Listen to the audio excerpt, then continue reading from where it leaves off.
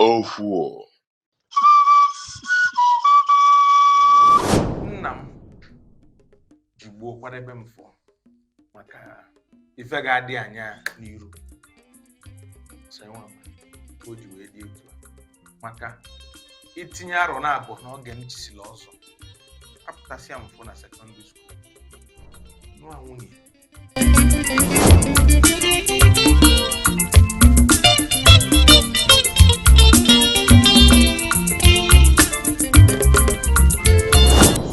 Hello everyone, my name is Ubo Godfrey, and today we are in the residence of Ubo of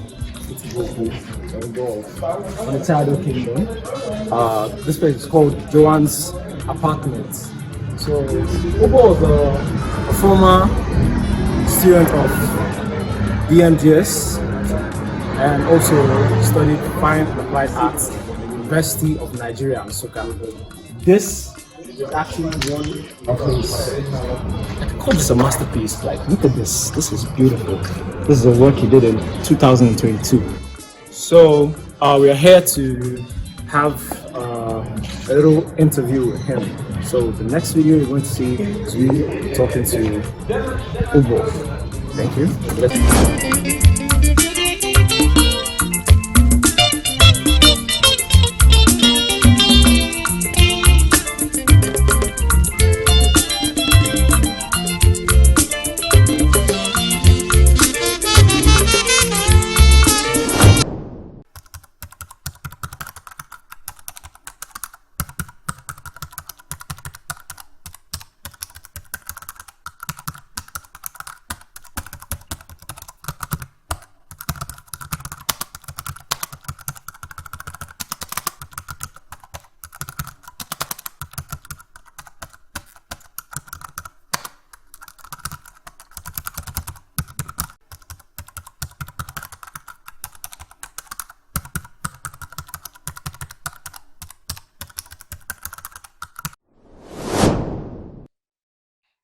Dubai, daalụnụ.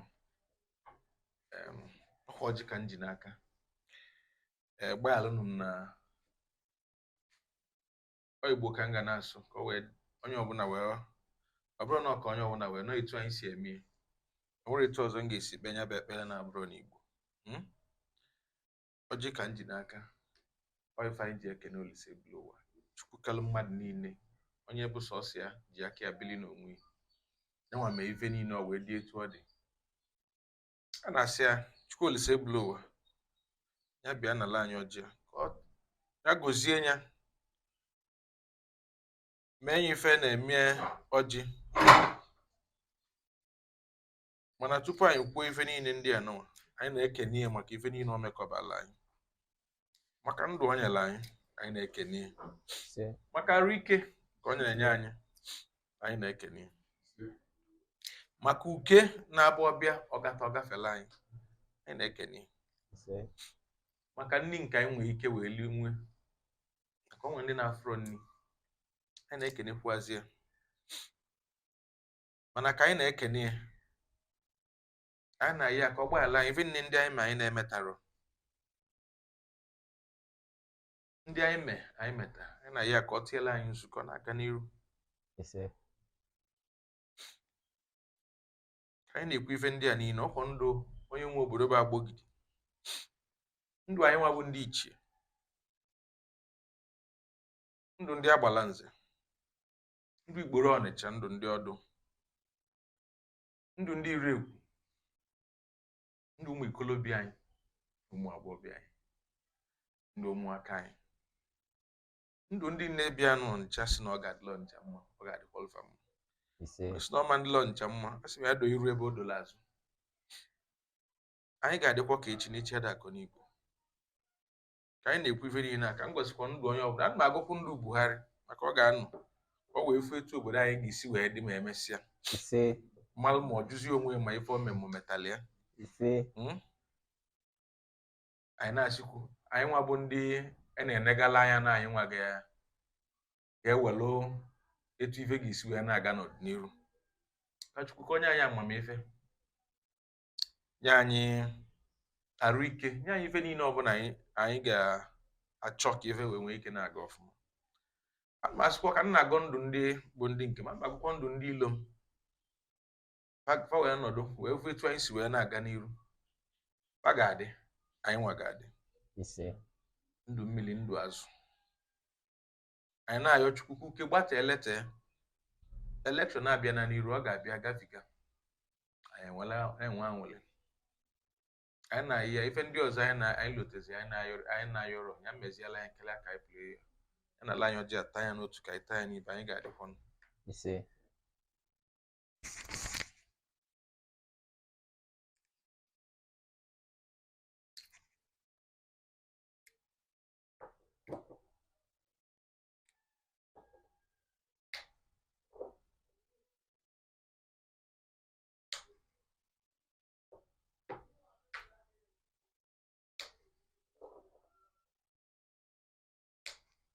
yeah, I'm gonna be not much. Nah, Garbe, kata itu. Kata. Ani Ruby. Oga bakole, oga limman of limman ifi, limman ayasi, limman eke, limman oye, limman afot, limman Ubo Nagbasele.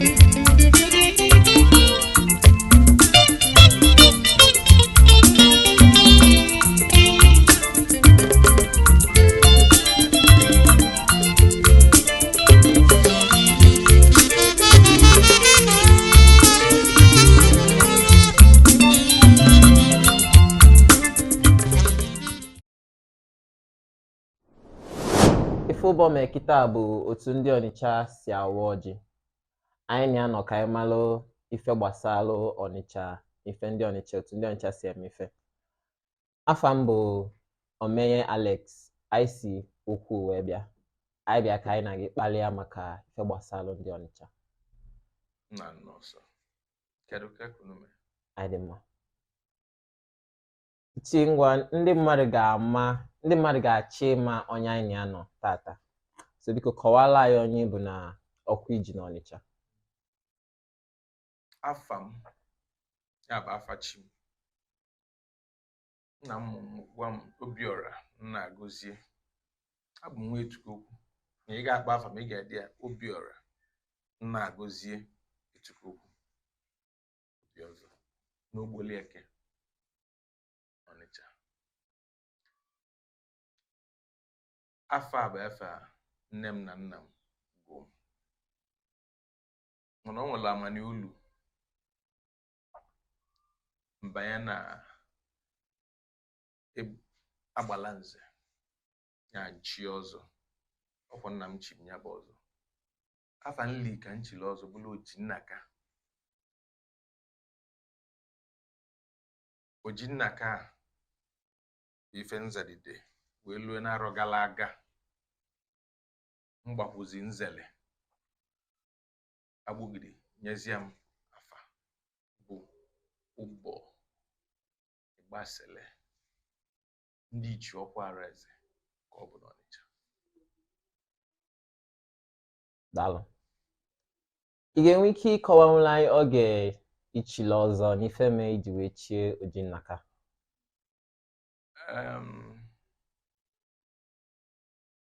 Nke izi bụ na ebe na ịnụ ka m kpọrọ afa m asị m na afa m bụ Obiora. Onye ọbụla afọ ya bụ Obiora ifu etu esi wee gbube afa na igbube anya ka ene afa anya ikpolu afa na isi ife na-akpị ya bụ nwa bụ Obiora akpọbelozi anya ọbụlụzi Obiora. Onye ọbụla ifo agụlụ Obiora agụrụ ya na agụlụ ya ka ndị Onitsha ada agụ afa na-asọka etu esi agụ kịta Somto Chimdi Kamsi ụmụ ife ndị a ndị ọga na-agụ afa etu o si wee dị ọga etu o si wee dị amania amụlụ ọnya amania amụ m nne m sọsọ m ka ọ mụlụ nna m nwere ụmụ ndị ọzọ mana sọsọ m ka nne m a na-atụ anya nwa wee mụọ ya sị na nwa bụ Obiora. Nna m tinyekwu ọnụ wee sị na nna agọzi gie ya na nna nọ n'eluigwe agọzie ya Obiora Nnagozie. Ọbụla ya bụ na amani ọ bụzi na nna abanye na agbala nze.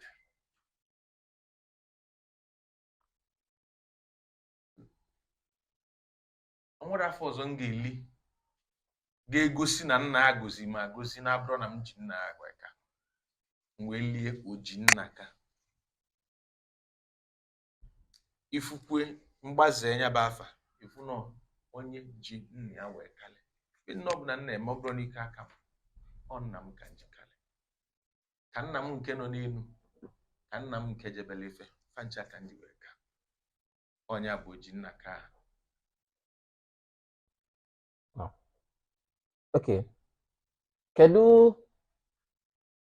uru ọkụ iji n'Onitsha ụbọ ka mme ya ka ọ dịle mfe. Okay. Ịma ọ na-adị ka ọ na-afịalụ n'arụ isu etu anyị si asụ. Ịchọ isu etu anyị si asụ nwere ka anyị si asụ. Ịchọkwa n'isu General Igbo, Central Igbo o nwere etu esi asụ ya. Kedu ulu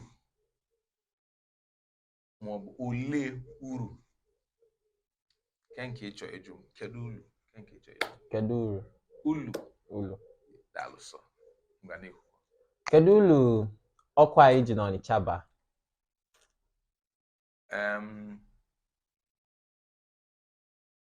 Onye ọbụla bụ igwe agbogidi ọ kwụsịrị na Obi Alfred na-emeka achịba agbogidi. Onye ọbụla n'oge ọbụla nwere ndị ya na ya yi alụ ọlụ maka na etu o si wee dị ọma nnọgbada ebe niile ofu oge. Ndị ọbụla o welu dịka ndị ichie ya ndị gbakwugo nzele bụ ndị bụ anya ya imi ọnụ ya n'ebe niile a. Ịnekwu enyi anyị fụ na ọ da-atụpụpụ bụla onye ọbụla. O nwere onye ọ na-abụ onye ọ ga-enechasị ya anya ma na ipụlụ ife ite kwa ife ofe. Ọ bụrụ oge gboo a ga-asị na mmadụ ga-abụ nzele bụ ife anyị nọ n'ime a na-akpọkwa ya ndị ichie. Ọ bụrụzie ndị oyibo vaccine or chief. Onye ọbụla ọ ga-emetụ agbogidi bụ nye nwa ga-akpọ isi bịa chisolu wee na-alụ ọlụ ka ịbụla anya m ụlọ ọnụ m na ngadaba nke unu na ọkụ nke unu. Ụfọdụ kwa oge nwekwa onye ọ ga-abụ bụ na ọgụlụ agụ usoro agbogidi wee na-alụ ọlụ udulu ụmụnne ya were ife jee na nke agbogidi. Onye ọbụla gba agbogidi na-akpa agbogidi o malụ na ya na adịm akpụ ya n'ọsọsọ na-emeka achebe amani nna m bụ ndị ichie. Onye gba agbogidi ọ ga-abụ Obi Alphonsus Ofala Ọkagbue. So na nyanwa bụ agbogidi bụ igwe bụ onye nwe obodo bụ onye na-achị amani ya nyanwanyere ya nzele. Nke ma nnọve nwụọ bụ Alfred Nnaemeka Ugochukwu Achebe MNI onye nwa bụ agbogidi nke tata mụ na anyị na-abụnọ. So na onye ọbụla bụ agbogidi bụ igwe bịa bụ enwe obodo bụ onye ga-asị onye a enenesigomie yọcha anya fụ na onye a pụrụ ife ite pụọ ife ofe. Ọ ga-abụ nwa anya m ebe anụ, ọ ga-abụ nwa ọnụ m ebe anụ. Nna ewelu m okpu a kpubeghị okpu a nna ekpubeghị bụ ọ bụrụ na m anọrọ ebe a ị ga-alụ nwa ọlụ m ga-alụ mana ọ bụkwa na m ga-alụ gbadiveri na ọ ga-alụ mana anya ya na ọnụ ya ka m bụ. Ọkwa ịghọta gị kịta? Ọ dị mma.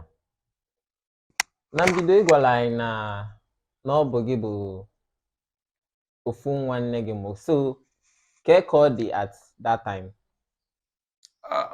Mụ ama mmanwụ ka ọ dị maka amụ ọ ndị mmadụ ga-ekwu etu o si wee dị ọga mana ife dị n'ime bụ na m ga-asị kene na anyị ri nne mana afọ nne m bụ sọ m ka nne m nkwa ndị ọzọ dịgasị etu a mana anyị ri nne na be anyị onye ọbụla na-emekọ ife ọnụ nna m emere ya na onye a dị iche onye a dị iche anyị che na-emegbara ife ọnụ ife ọbụla ị na-emefu onye ịtụnye nwa si wee debie mana n'afọ nne nke m nwasọ mụnwa ka ọ mụ enwere nwa ka mụ na ya bụ ofu nne ma nwaanyị mụ na ya bụ ofu mana enwere m ụmụnne anyị ri nne. Okay. Ichili ọzọ isi na ichili ọzọ na oge ka dị young. Anọ m na secondary school nwoke na-akpọ SS2 the time ichili ọzọ. Wow. Arọ anọ ọ bụrụ 30 years arọ 13 ọgụ arọ na 10 nji wee chi ọzọ nya dị ọ. So ichili ọzọ at oge ịdị young. So o gosi na ife gbasalụ ọdịnala ndị Igbo na-amasị gị.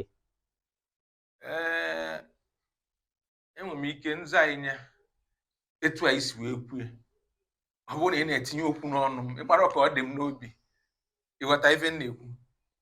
Ife n'ime bụ na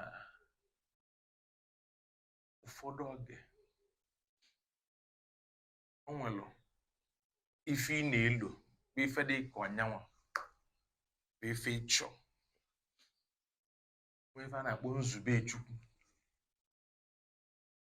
ndị nwa na-eme nke ọ bụrụ ndị oyibo fasị man proposes God disposes. Ndị nwa nwere ife na ọ bụrụ sọ uche m ọ bụrụ sọ etu oge si wee sọnarịsị m nsọ etu ọ dị kịta nwa enwere m ike ilu obele nika ọdụfu na ofu ikpele mmiri ebere na-anala ikwu anwa na-acha m ike bụ na ya bụ ife na sọnarịsị m mana na nzube Chukwu bụ na m ga-anọ ebe a nụwa n'oge dị ka ọ ga na-alụ ọlụ dị ka ọ ga ọlụ a